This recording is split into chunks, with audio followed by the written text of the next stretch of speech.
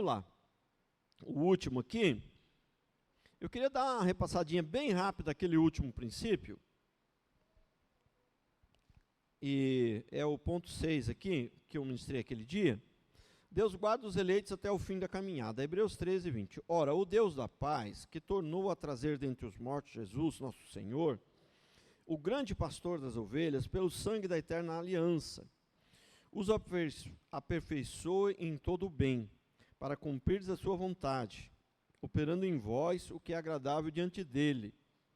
Por isso, Cristo, a quem seja a glória para todos sempre. É um texto assim bem claro, que tudo que nós fazemos só é bom, só é perfeito, só é santo, se estiver sendo feita a vontade dele. Né? É feita a vontade dele. Então,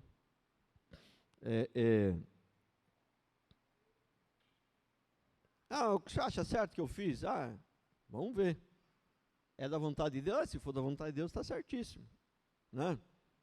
Então, feita a vontade dele. E eu dei a ilustração aqui, que eu acho que ajudou bastante a entender, né? Porque morrestes e a vossa vida está oculta em Cristo. Né? E é que eu estava terminando aquele dia e eu andei meio rápido. Só queria dar mais uma explicação aqui, que é o seguinte. Às vezes você pode pensar, não, mas o sangue de Jesus não cobre o pecado. João, quando viu Jesus, ele falou, eis aí o cordeiro que tira o pecado. Agora não cobre mais, agora tira. Cobrir era no Velho Testamento. E isso é verdade. Não está errado não, isso é verdade. Mas só que nós precisamos entender o seguinte. Ele tira o pecado em que sentido? A gente não tem mais pecado, a gente não peca mais, e o pecado já foi eliminado 100%? Não. Tira no sentido que ele já pagou a dívida e tal, mas nós, que a obra, a parte dele já foi feita, tudo, mas nós aqui, a gente tem uma guerra, a gente não completou a caminhada ainda. Né? Então, num certo sentido, enquanto a gente viver, na verdade, ainda está encobrindo o nosso pecado, né? Até porque a palavra oculta, ela, apesar de ter vários significados, né? Um dos significados é cobrir. Ocultar é encobrir. Entendeu? Cobrir. Esse é um dos significados, né? E esse versículo de Judas 1, 24, ora, aquele que é poderoso para vos guardar de tropeços, para vos apresentar com exaltação imaculados diante de Deus. Né? Poxa, é ele que vai apresentar. Né? É como se a mãe trouxesse aqui a criancinha, né?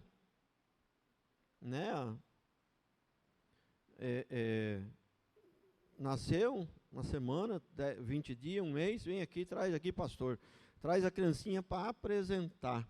Então, é ela que tem a responsabilidade de trazer essa criança para apresentar. Não é assim? Né? A criança não tem responsabilidade nenhuma. A mãe e o pai, no caso, né? Os pais, no caso, têm a responsabilidade de arrumar essa criancinha lá direitinho em casa, trocar a fraldinha, pôr uma roupinha bonitinha, vai vir aqui, vai apresentar, o pastor vai fazer uma oração, vai apresentar. Então, é a mãe. Então, Deus, aqui no caso Jesus, vai nos apresentar diante de Deus. É Ele que vai fazer essa obra e vai nos guardar de tropeços, né? E eu já falei, né, obviamente, guardar de um tropeço grande que nos guardar de desviar, de coisa, né? Porque é lógico que o crente, em outros textos, ele fala que o crente, sim, pode até tropeçar, né? Mas se cair, não ficará prostrado. Então, a nossa salvação, ela está oculta em Deus, e o nosso pecado está, né, encoberto, né? Por enquanto ainda, mas Deus já tirou esse pecado, que ele já pagou a dívida, a obra já está feita, né? As últimas palavras, não sei se foi as últimas, né? Se não foi a última, foi uma das últimas palavras que ele falou, Jesus na cruz, né? Ele falou, está consumado, samá, salabati, um negócio assim, eu nem lembro a frase direito, que é tão difícil de falar. Como é que é? Salamá, sabati, sabati, um negócio assim, né? Que significa está consumado. Está consumado a dívida foi paga. É exatamente isso. E ainda tem gente que acha que, né, que ainda já pode perder a salvação. Né? A dívida foi paga. Está consumado. Né? Então, não tem mais o que discutir, não tem mais o que ser feito. A dívida foi paga, acabou, o diabo perdeu. O diabo perdeu. Jesus ele não veio para trazer, temos que sempre lembrar disso, ele não veio para trazer uma possibilidade de salvação, ele veio para trazer a salvação. Entendeu? Ele veio para dar a salvação. Né? Ele veio te trazer, abrir uma porta para que você pudesse conquistar a sua salvação. Não. Ele veio trazer a salvação.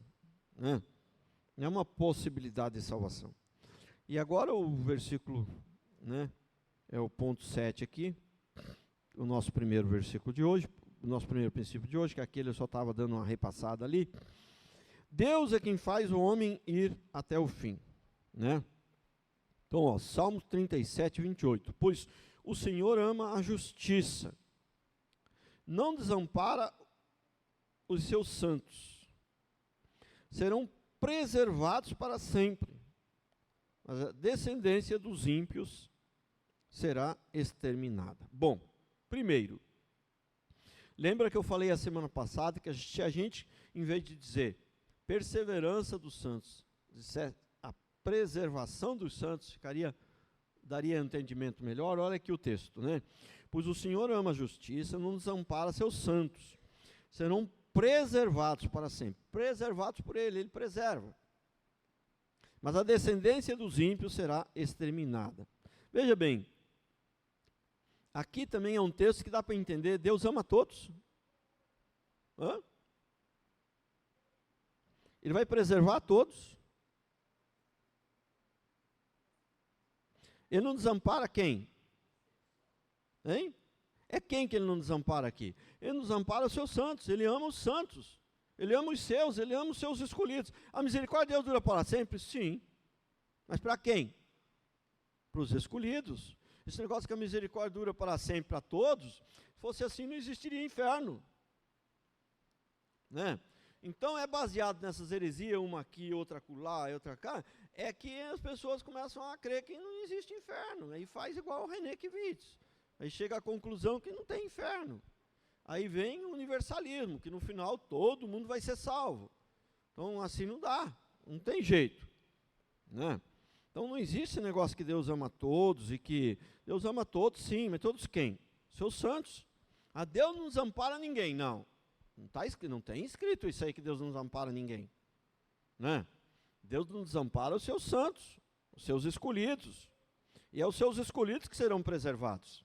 Os ímpios serão exterminados. Serão exterminados. Salmo 37, 24. Se cair, não ficará prostrado. Porque quem é escolhido, quem é santo, ele é forte, ele tem força, ele consegue. Não? É isso que está escrito no texto? Não. O texto está escrito, se cair, não ficará prostrado, porque o Senhor o segura pela mão. O Senhor.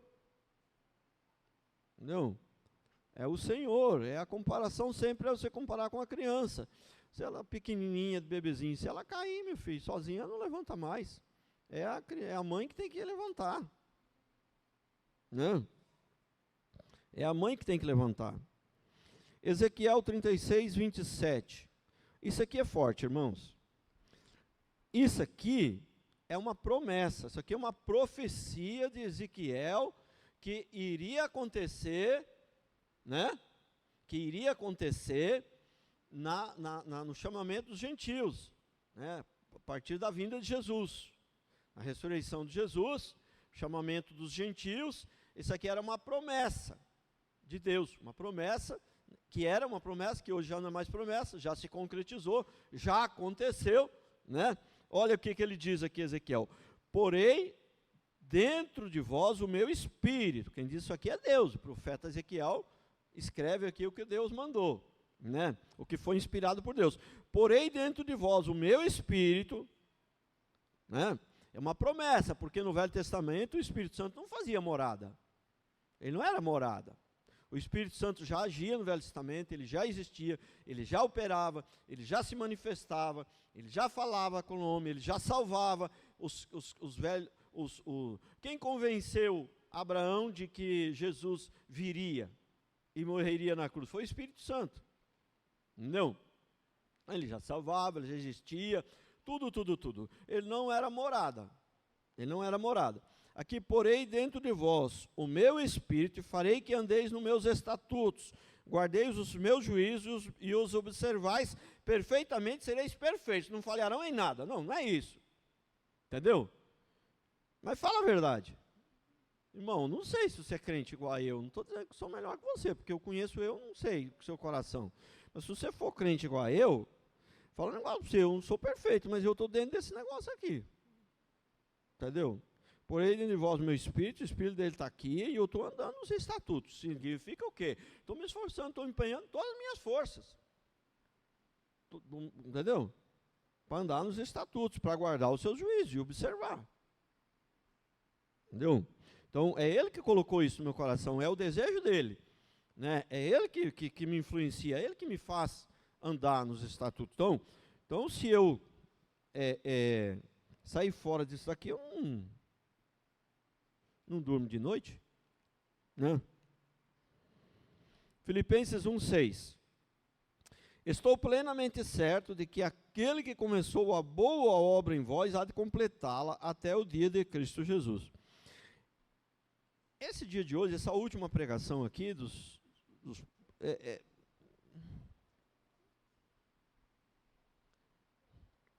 como o dia aqui que eu perguntei aqui do Felipe, né? Eu fiz uma pergunta que o Felipe respondeu. Eu falei, mas quebrou minha pregação? Entendeu? Então, esse último dia aqui, quebrou a minha pregação. Eu não tenho o que pregar, porque os textos estão tão claros que vai acabar mais cedo, eu acho. Entendeu? Eu não tenho o que pregar. Pregar o que aqui? Né? Porém, dentro de vós, meu espírito, e farei que andeis nos meus estatutos, guardei os meus juízos e observar. Explicar o quê? Aqui está explicado. Filipenses 1,6. Estou plenamente certo de que aquele que começou a boa obra em vós há de completá-la, até o dia de Cristo Jesus. Está explicado. E vou ler mais uns textos aqui que vai estar mais do que explicado. Agora, esse aqui ainda preciso explicar um pouquinho. Esse aqui. 1 Coríntios 3, 10 e 15. Segundo a graça, isso aqui é muito importante, irmãos. Segundo a graça de Deus que me foi dada, lancei o fundamento, com um prudente construtor, e outro edifica sobre ele. Porém, cada um veja como edifica, porque ninguém pode lançar outro fundamento. Prestou atenção? Prestou atenção? Então, você vai construir uma casa, ele compara com a construção, com um edifício. Então, você vai construir uma casa. E aí, o seu vizinho, a opinião dele é totalmente diferente. Ele quer fazer a casa dele diferente. A sua, você tem outro gosto. Entendeu? Você prefere 2 quartos grandes, e ele já prefere 4 quartos pequenos, mas vai dar o mesmo tamanho. Juntando os 4 quartos dele, vai dar o tamanho dos seus 2. Mas você prefere 2 só e grande, ele prefere 4 pequenos e tal. Bom, se o alicerce seu e do seu vizinho estiver bom, os 2 alicerces estiver bom, todos os 2 vão ser felizes ali dentro daquela casa, né? Quer dizer, feliz entre aspas, vão conseguir, ser feliz não é a palavra correta, mas todos os 2 a casa vai cumprir o propósito de cada um. Essa aqui vai cumprir o propósito desse, aquela vai cumprir o propósito daquele. Agora, se o alicerce estiver ruim, ela vai cair. Não interessa que tenha 2 quartos pequenos, 2 quartos grandes, ou que tenha 4 quartos pequenos, ela vai cair do mesmo jeito. Ela vai cair do mesmo jeito. Entendeu? Então, o alicerce não pode ser diferente, tem que ser, né, do jeito que Deus mandou.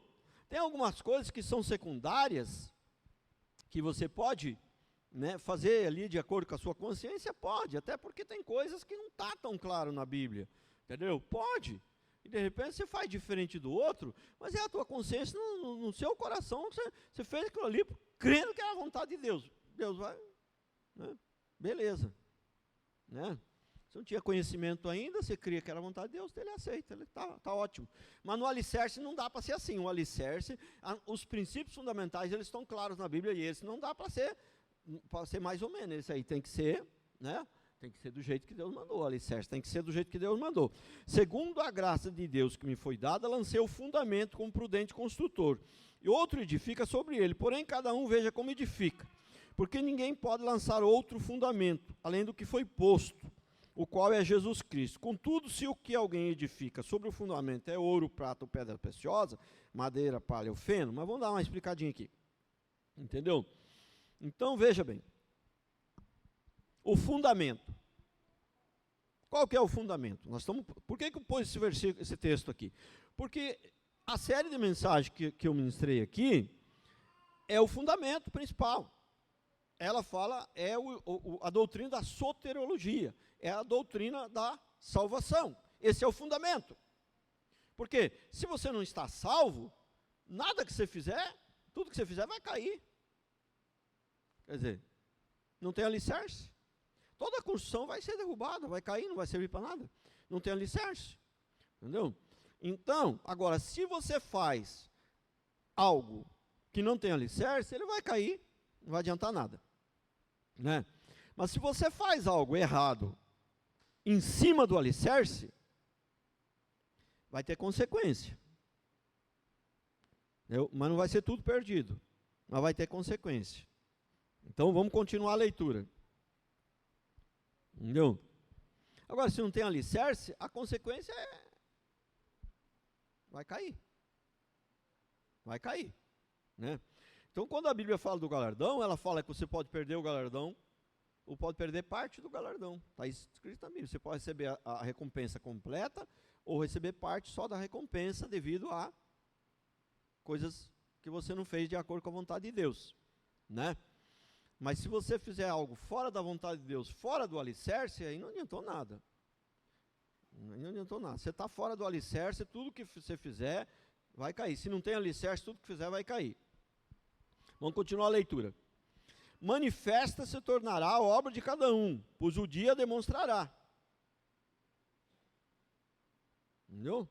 O dia demonstrará. Porque está sendo revelada pelo fogo. Qual seja a obra de cada um, o próprio fogo provará. Já falei para vocês, o fogo serve basicamente para duas coisas. Purificar e para exterminar.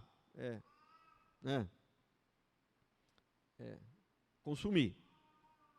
E serve para purificar. Aqui o fogo, aqui nós estamos falando de crente. Então o fogo aqui ele não é para consumir. Né?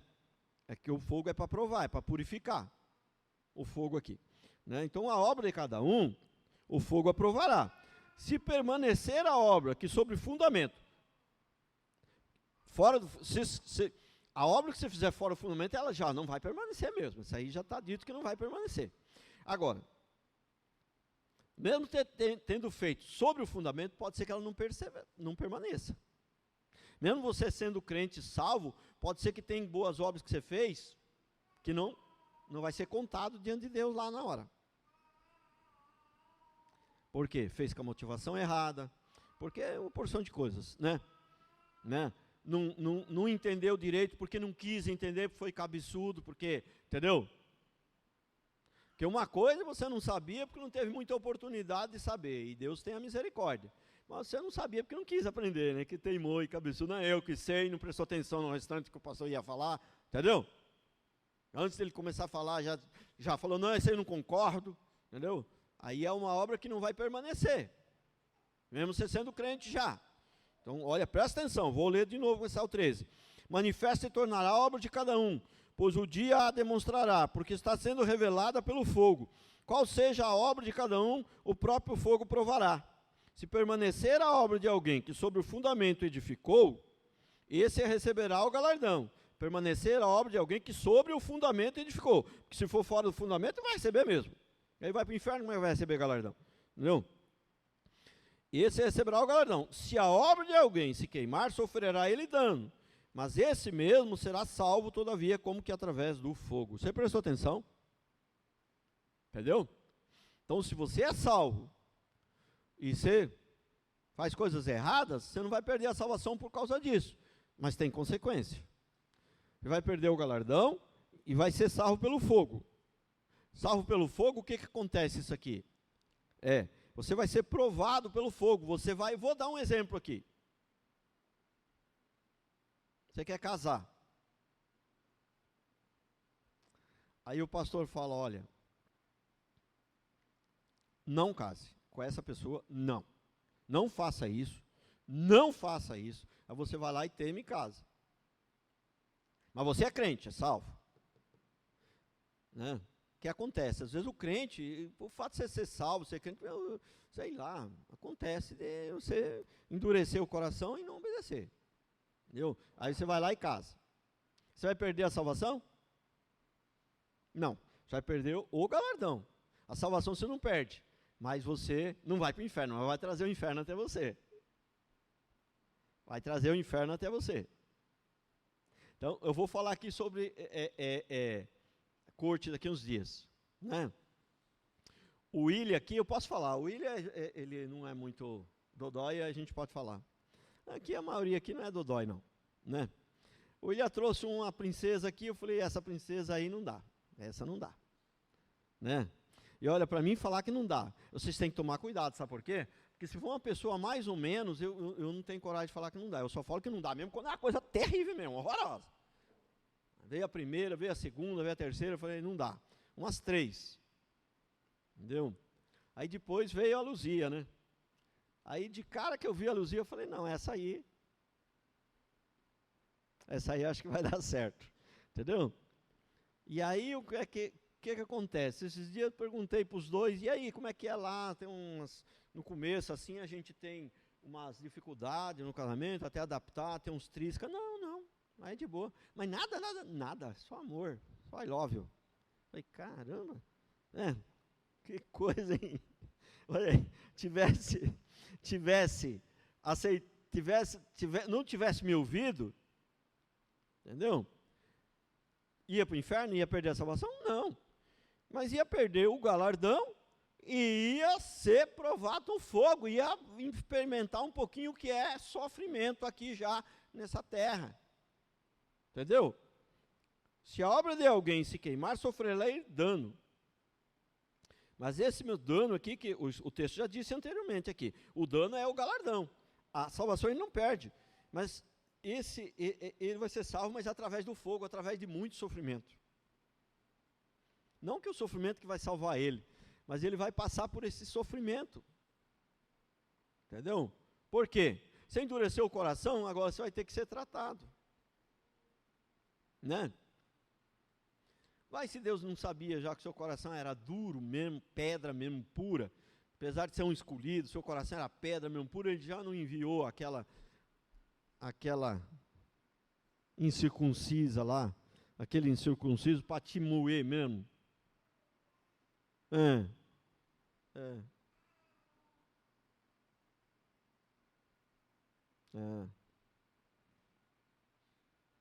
Isso a gente não sabe, né? Cada caso é um caso. Aí cada caso é um caso. Né? Eu digo a vocês o seguinte, né? Eu vou explicar aqui sobre corte, né? Quando os casais, quando os pais dos dois lados são crentes, estão tudo aí, estão vivos e tal, assim, na questão se pode ou não pode, quem decide mais é os pais ali e a pessoa.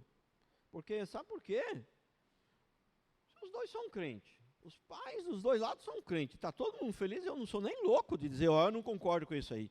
Só se eu fosse louco. Né? Os dois são crentes, está todo mundo feliz. Né?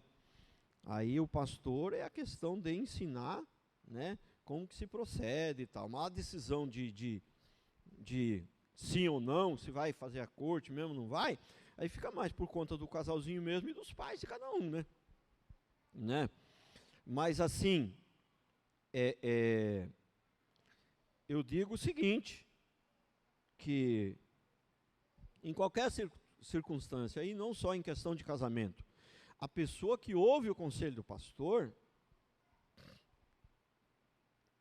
eu vou falar uma coisa para você. Eu tenho segurança disso. Segurança. A chance de dar errado, ela é bem pequena. Mas se der errado, Deus, ele vai agir com você de outra maneira. ele vai se lembrar que você ouviu o conselho do pastor. Ele vai se lembrar disso o tempo todo. Entendeu? E ele vai te aliviar 50% desse sofrimento. Entendeu? 50% desse sofrimento. Tipo, não é aquela coisa de dizer, eu não tive culpa, eu fiz tudo certinho. Não é bem assim, porque eu acho que o homem não dá para dizer assim, eu não tive culpa. Mas é quase isso, né? Tipo assim, você não teve tanta culpa, né? Então, quanto mais você errou por teu coração duro, maior serão as consequências. Não tem o caso de Ana lá, que é a mãe de Samuel, que era estéril, foi conversar com Eli, para orar para Eli, para ela ter um filho e tal. Eli é tão carnal que um sacerdote tão né, carnal que ele ainda achou que ela estava bêbada. A mulher estava, né, estava assim, embriagada do espírito. A Bíblia diz que a gente pode ficar embriagado do espírito. Falei aquele dia aqui que a gente pode se embriagar de comida, né? Segundo a Bíblia, a gente pode se embriagar do Espírito. Segundo a Bíblia, a gente pode se embriagar de amor. Lá em Eclesiastes, lá em Cantares, fala que embriaga-te com a... Embriaga-te, eu não lembro exatamente o texto, mas fala embriaga-te com seus amores, da sua amada e tal. Está falando ali de marido e mulher, né? Embriaga-te é o que acontece. O que é embriagar? É você se fartar, se encher. Então, né? Entendeu? Então... irmãos, é sério, vamos lá, vamos lá. Então, é o seguinte, não vai acabar mais cedo não, irmão, isso é impossível. Isso aí é impossível aqui. Louvado seja Deus. Os escolhidos, esse é o último princípio. Os escolhidos para ser salvos também são escolhidos para as boas obras, né? Se você foi escolhido para ser salvo, você também foi escolhido para as boas obras. Então,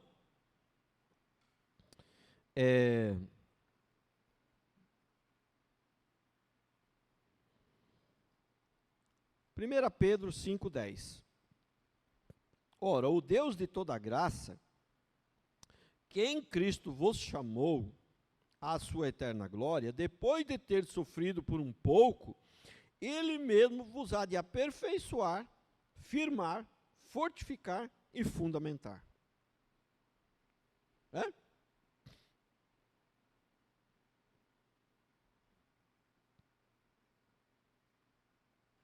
Pastor, mas é difícil, né? Mas está tão claro que é Deus que faz tudo, mas como que, se está tão claro que é Deus que faz tudo, por que eu ainda tenho que fazer alguma coisa? Por que eu sou responsável pelo meu pecado? Jesus não falou que seria fácil. Ele não falou isso. Ele não enganou você. Nem eu, nunca enganei você aqui, falando que seria fácil. Essa parte não é fácil, mas nós não podemos negar que está claro que é Ele que faz a obra, é Ele que faz. Vou ler de novo. Ora, o Deus de toda a graça, que em Cristo Jesus vos chamou, que não foi nós que chamamos Ele, escolhemos Ele, foi Ele que nos chamou, a sua eterna glória, depois de ter sofrido por um pouco, Ele mesmo vos há de aperfeiçoar, firmar, fortificar e fundamentar.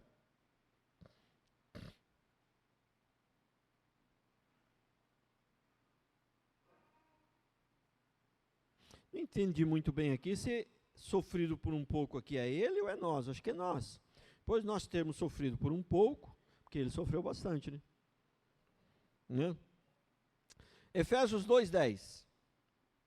Pois somos feitura dele, criados em Cristo Jesus para as boas obras, as quais Deus de antemão preparou para que andássemos nela. De antemão, sempre fala antemão, antes da fundação do mundo. Né?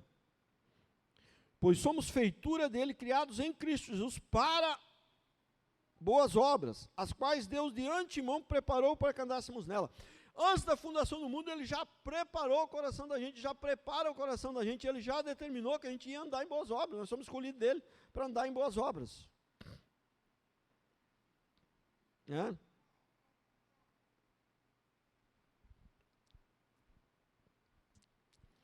João 15,16. Não fostes vós que me escolhestes a mim, pelo contrário, eu vos escolhi a vós outros, vos designei para que vades e deis fruto, e o vosso fruto permaneça, a fim de que tudo quanto pedires de meu Pai, Ele vos conceda.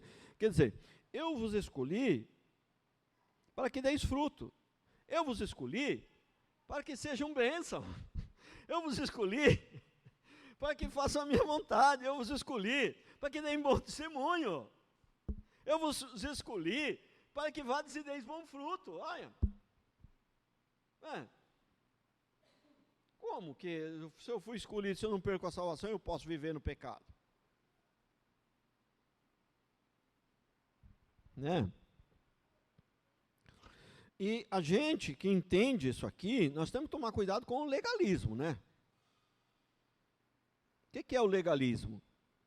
O legalismo é as coisas do fariseu, né? Então, tipo, uma coisa que eu sempre cito, né? A Igreja Cristã do Brasil. A Igreja Cristã do Brasil, eles querem andar bastante em santidade, né? Então, qual que é a estratégia deles para ter bastante santidade? Ser santo mesmo. Para não pecar, para ser santo mesmo. Qual que é a estratégia deles?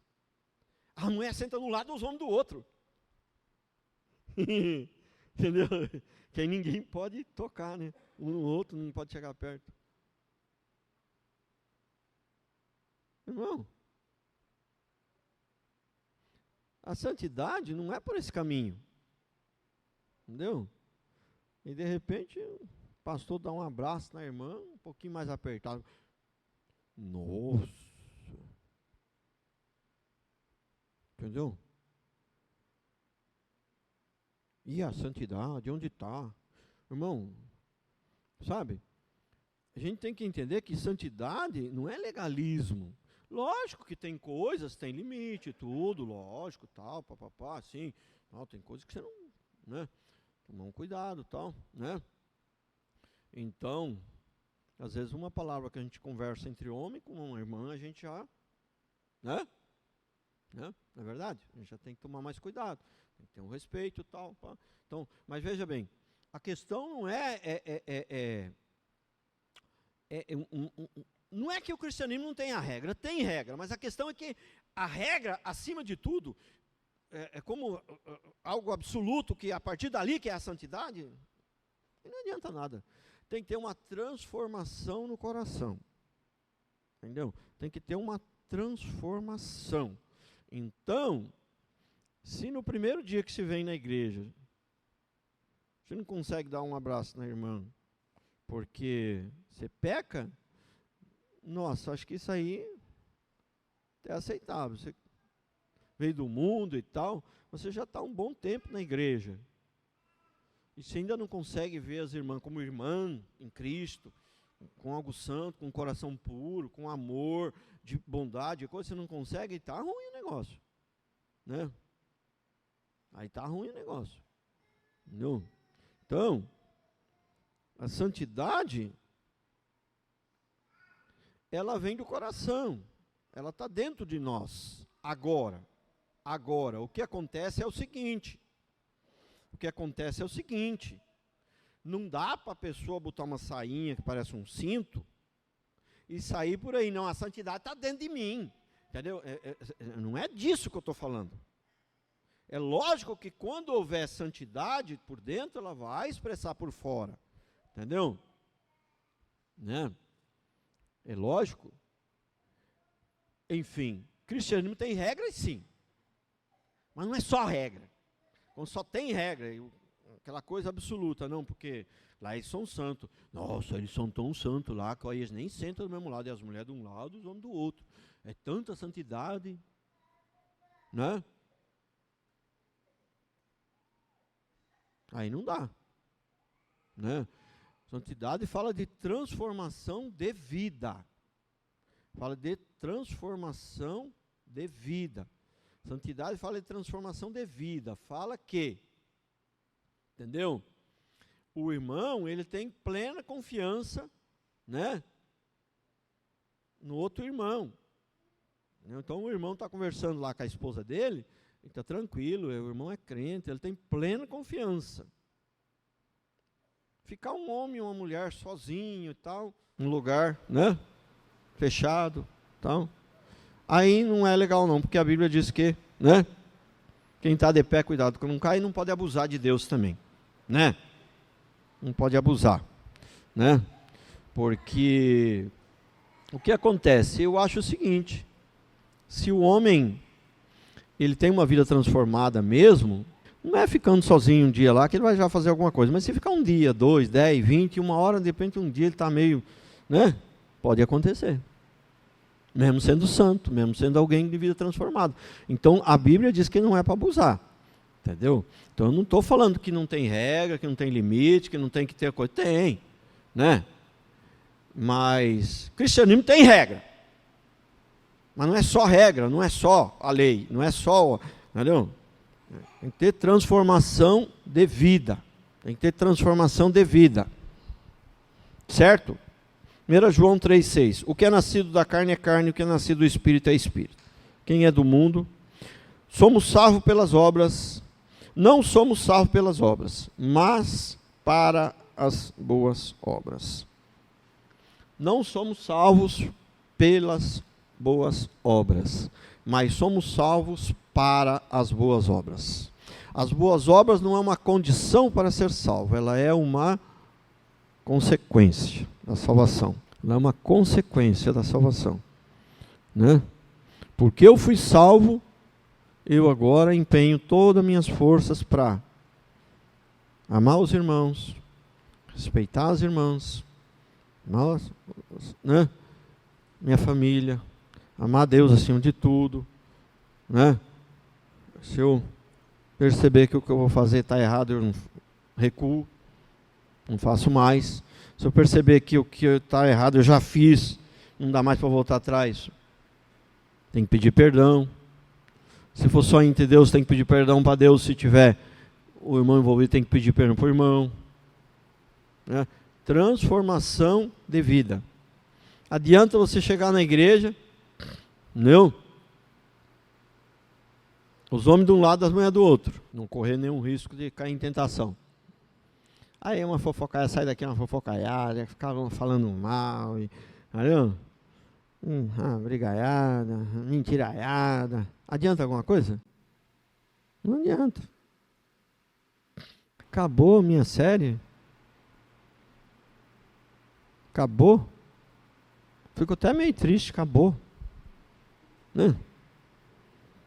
Tem que acabar, não pode ir para outro assunto, né? Glória a Deus. Vamos ficar de pé então.